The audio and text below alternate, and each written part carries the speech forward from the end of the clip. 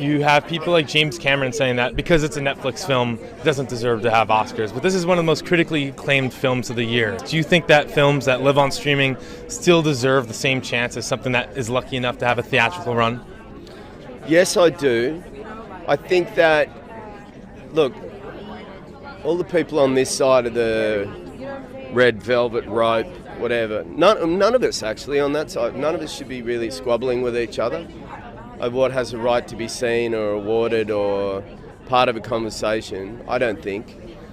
Because there are some people that only get their chance because of streamers. And the world changed, I think, during COVID. You know, streamers became stronger.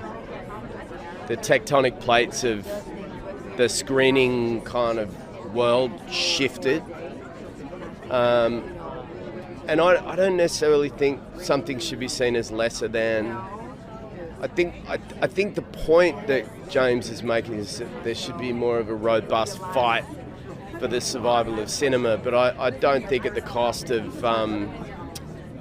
saying that people whose only chance is to get their movies made on a streamer should not have a chance to also be seen and heard or recognised. Yeah. That's my opinion. I just think it's a tough landscape, and people are like diving for scraps, and you know, some people have had a long history where it makes it a bit easier for them, and they're willing to fight harder, and I really respect that. James is one of the greats, you know, and he's making movies on a big canvas. He's a pioneer. He's always been a pioneer. But independent filmmakers are kind of like, you know, little birds in a nest, waiting to be fed by their mother. And you would have loved to see this film on a big screen. I mean, I watched this movie at home, and I was like, I would have killed to see that on a big screen. You know? Well, someone did say to me once, as much as I've died on the hill of cinema a few times over a few issues as a producer and as a director and as an actor.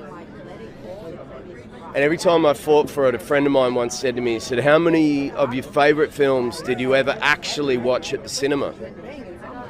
And most of my favourite movies were made in the 70s.